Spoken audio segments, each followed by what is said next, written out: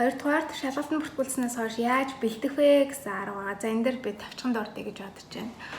Step 1-ээс хүмүүс эхэлдэг ерөнхийдөө. Step 1-ээс эхлэвэл сайн. Яагаад гэвэл чиний basic knowledge чинь сайжирна. Step 1-ийг хүмүүс анх бэлтгэх юм Капланы номнуудыг байрдаг. Энэ болохоор хэдэн оны ном юм дээ. Надад байгаа нь 2013 он оны ном баха.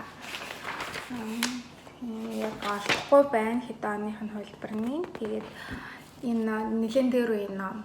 Энүүгээр ингээ basic knowledge аяа сайжруулдаг. Ингээ анатом, физиологи, фармакологи, тэгээд иммунологи, макробиологи гэдэг ингээ 8-9 бат ном байгаа.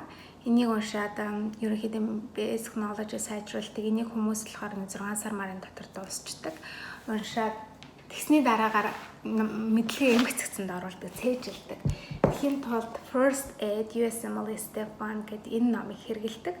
Энэ ном бол амар тавчхан. Энэ данахт төгсөж сурж байгаа. Энэ данахт сургууль сурж байгаа хүмүүс болохоор анаахын сургууль 4 жил шттэ. Гэхдээ эхлээд undergraduate эхлээд нэг bachelor degree авдаг. Эдгээр чинь 4 жилийн сургалтанд яваад тэгсэн дараа анаахын сургууль чинь graduate degree гэж явдаг. MD, Doctor of Medicine гэдэг equal to bar PhD-тэй equal ах те. Тэгж сургалтын системд явдаг. Тэгээ тийм энд төгсөж байгаа хүмүүс болохоор эхний 2 жилдээ 3 дахь жилдээ орохоос өмнө Стефнийг өгөх хэрэгтэй байдаг. Тэр хүмүүсийн basic knowledge нь аягүй сайн учраас тэд нар бол Kaplan энэ гэж уншдаггүй шууд US First Aid барайл уншаал цээжлээл тэгэл энүүгээр шалгалтаа өгдөг. Бидний хувьд болохоор яг харахгүй Монгол дээр заагдсан мэдлэг маань арай fresh биш. Тийм учраас Kaplan-ыг унших шаардлагатай болдог. Тэгснийхэн дараа энэ USMLE-г өстаа бэгүү чийжилж эхэлдэг. First Aid USMLE Stefan гэдгийг. Тэгээд U-World гэж байгаа. U-World гэдэг USMLE World гэдэг. USMLE World. U-World гэдэг энэ вебсайт байна. Энэ вебсайтнуудаас subscribe хийгээд одоо энэ чинь Step 1 гэж нэг subscribe хийгээд pricing чинь харъя. 30 хоног subscribe $230, 360 хоног subscribe хийх нь $480.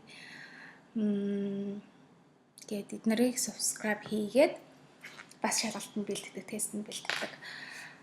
Тэгээд self assessment-уудыг өөрөө төхөөд ирэх юм бол self assessment гэдэг юмнууд өгдөг. Энэ USMLE self assessment-уудыг хэрэглэнэ. Бас MBME practice энэ болохоор яг тэр лайсенсын шалгалтыг бэлддэг, материалыг бэлддэг тийм газар аа. Эндээс бас худалдаж USMLE self-assessment. This is a residency. Замар цаа энэ вебсайтын дотор байгаа. USMLE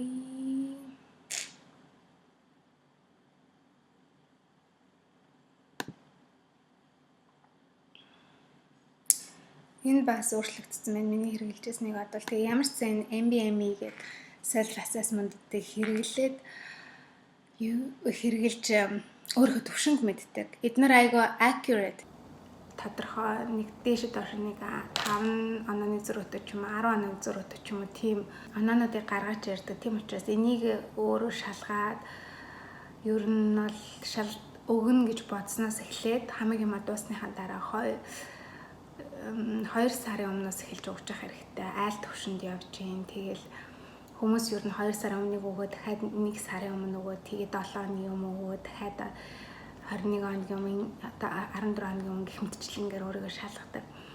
Хэрвээ чи онлайнаар сайн search хийх юм бол яг офлайн тестнүүд PDF-ээр хүмүүс ингэ нэгэндээ тараагаад байж идэг. Ерөнхийдөө бол цаг хугацаа мөнгө төгрөг хэмнэхийн тулд тийм офлайныг аваад хэрэгжилж болно. Facebook-н дээр байгаа USMLE preparation Facebook группуд байгаа. Тэд нар айгүй их мэдээллүүдийг нэгэндээ өгдөг. Тэднээс авч болно. Step 1-ийн хувьд тийм байгаа. Step-ийг өгсөний дараа Step 2 CK буюу Step 2 Clinical Knowledge гэж юм байгаа. Хүмүүс яг step 2 secret яаж бэлддэг юм бэ сайн мэдэхгүй. Миний хувьд болохоор би анх Канадын medical licensing exam байд Medical Council of Canada Evaluating Examination гэдэг MCCEE гэдэг нэртэй exam байдаг. Яг адилхан US амлаа шиг. Анх би тэрийг өгөж эхэлжээс 2015 онд.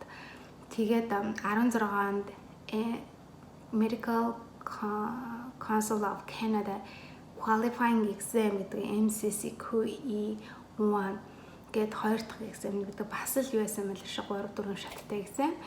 Тэгээд тэрийг анх би өгөөд эхний хоёр exam-ыг өгсөн 11 онд эхнийхийг нь 15 онд эхнийхийг нь 16 онд хоёр дахьыг нь өгөөд тэгээд тэдний контент нь US мэлтлийн step 2 secret их ойролцоо.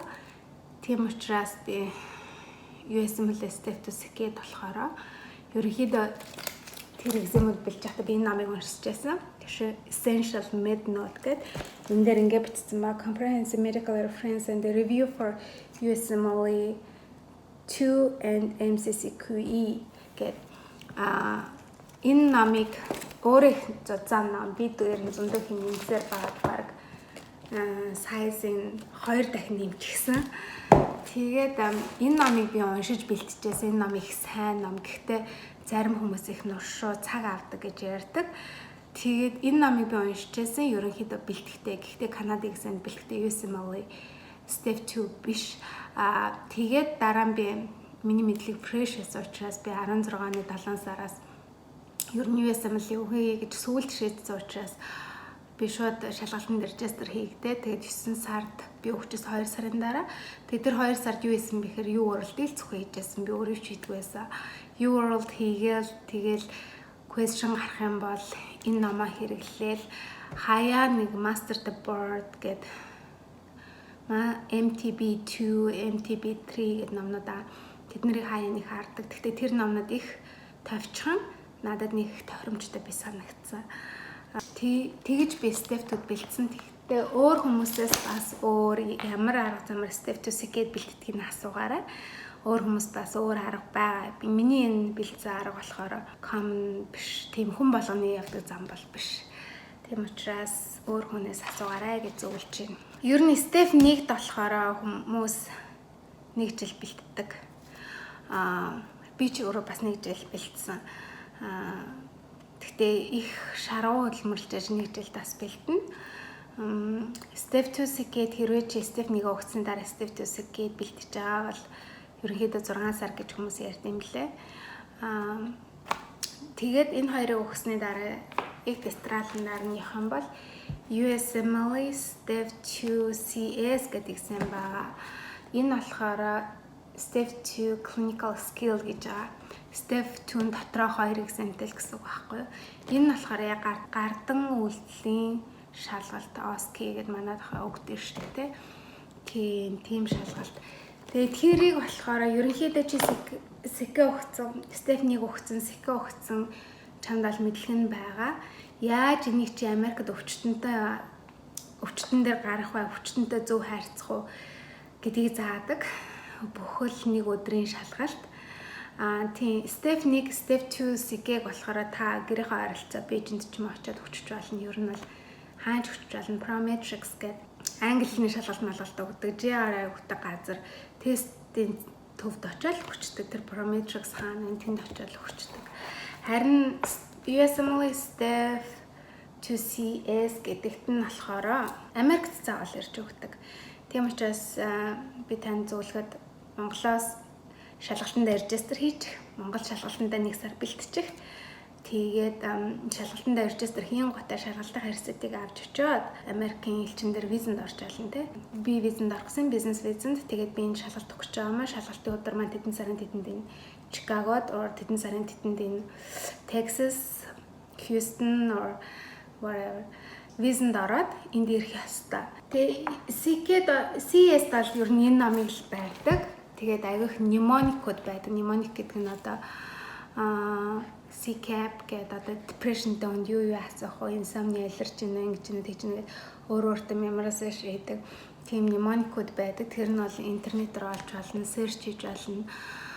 Тэд нарыг цээжлээд энэ номны дагуу өөрийгөө бэлдээд гартаа үйлдэлийн дагуу гартаа үйлдэлээ бэлдэн асуултын дагуу симптомноос нь chip complaint гэж байгаа тийм ер нь ямар симптомтой ирснээс нь шалтгаалаад ямар асуулт асах вэ гэдгийг асууна. Ерөнхийдөө бол өвчтөнөө 15 минут үздэг. Би одоо бас мартцсан байж дуулан би сайхан өгсөн. 17 16 оны 12 сард өглөө.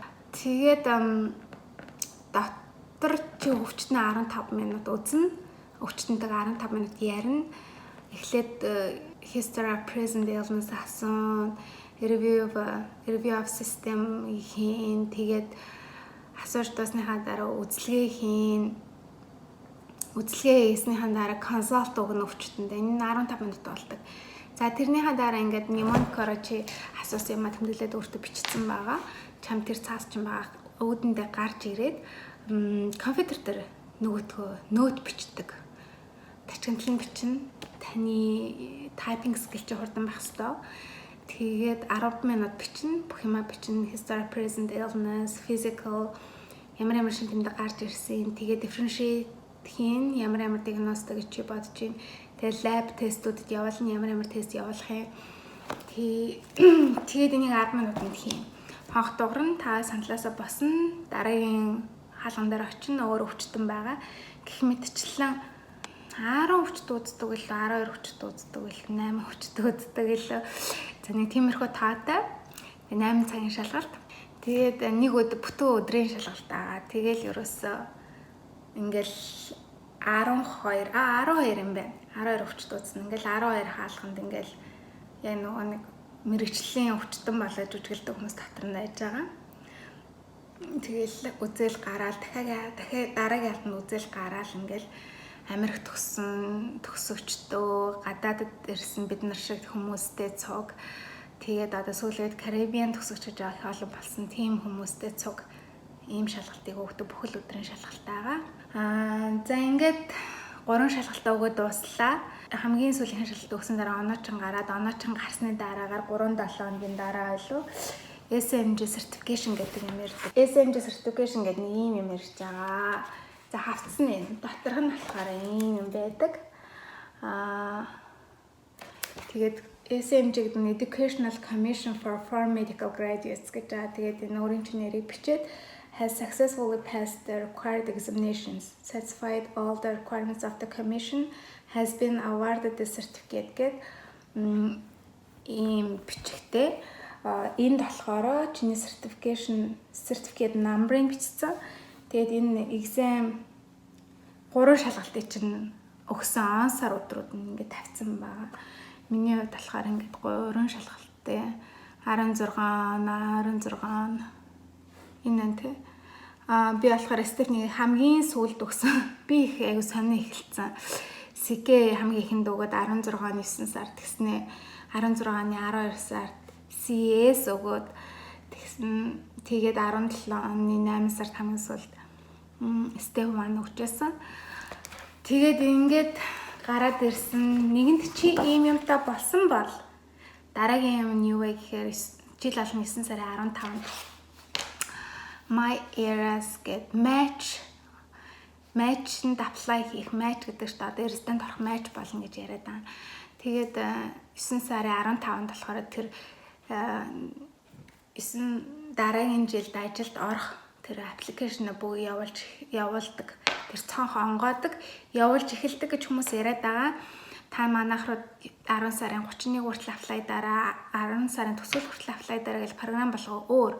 Гэхдээ зүгээр сураг сонсноор болохоор 9 сарын 1-нд бүх хүмүүс 9 сарын 15-нд бүх хүмүүс цонх онгоодог, бүх хүмүүс аппликейшныг явуулдаг.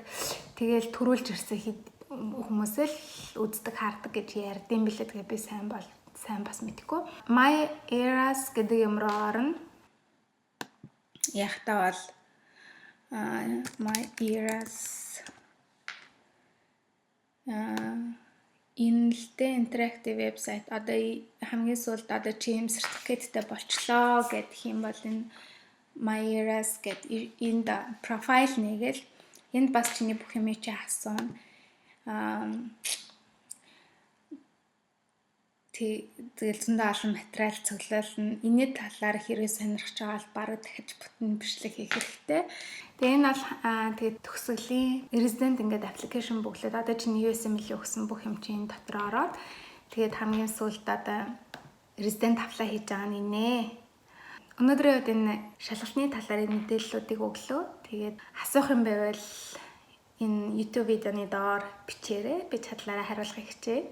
Найз нөхдөд чинь хэрэгтэй, өөр хүүхдэд чинь хэрэгтэй гэж бодох юм бол энэхүү бичлэгийг шеэр хийгээрэй. Та бүхэнд хэрэгтэй байсан гэж бодож байна. Хэрвээ ийм бичлэг таалагдсан, дараа яаж MyEras аппликейшнээ явуулах уу, ер нь резидентийн амьдрал ямар байдیں۔ Өшөө илүү мэдээлэл авахыг хүсэх юм бол лайк дараарай. Би хэр хүмүүсийг хандж байгаанаас нь шалтгаалаад дахиад иймэрхүү төрлийн бичлэг хийх хэрэгтэй бол бас ямар сэдвэр хийх вэ гэдгээс шалтгаалаад дараагийн мэдээллийг хүргэж байна. За анхаарлаа хандуулсан та бүхэнд баярлалаа. Тэгээд амжилт хүсье.